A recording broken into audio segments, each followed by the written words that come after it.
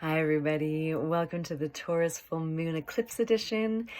Hope you've been keeping on over this 2-week eclipse portal. And if you're one of the ones really going through it, I'm giving you a big, big hug and a gentle reminder that this too shall pass. You know, eclipses by nature, everything by nature will pass, but we're sort of in that heightened portal, and then after the full moon, it's that more time for integration of what's been going on over this eclipse portal, because when you're in it, it's hard to process it all. It's hard to integrate it all when you're just like trying to keep up.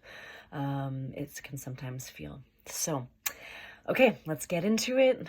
This Taurus new moon, full moon, happening on Saturday around 4:30. My sense is, it's happening right beside Jupiter, and Jupiter is the enhancer or the magnifier. So whatever we're feeling gets that extra oomph or illumination, which is by nature a full moon. So that can be really supportive, or that can be really confronting, depending where we're at right now. So over this Taurus full moon, my sense is that there's this real heightened focused energy around what makes us feel safe, what makes us feel supported, what makes us feel stable and secure and rooted in our lives. And on that, maybe being confronted about what isn't making us feel safe or stable or secure or whatever it might be.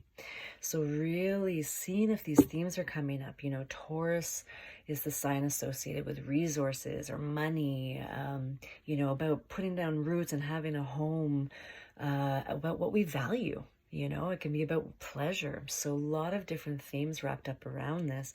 But my sense is you'll know what what you've been dealing with over this eclipse portal by now, if anything. So you might be really focused around your resources, or wanting to put down roots, or where your values aren't aligning with a friend or your work or your partner or your family or whatever it might be.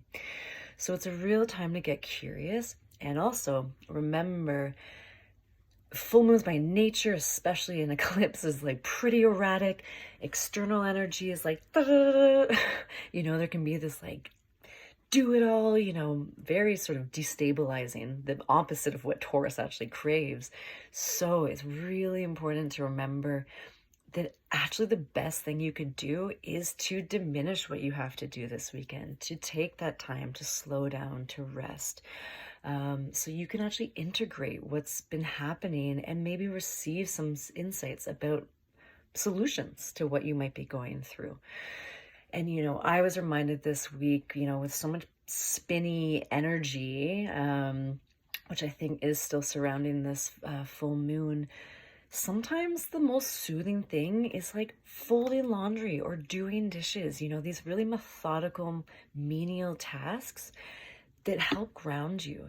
Taurus is this fixed earth energy, so it wants slow, it wants stable, it doesn't want the franticness of, let's say, Gemini. It wants like to know what is happening right now and go from that place.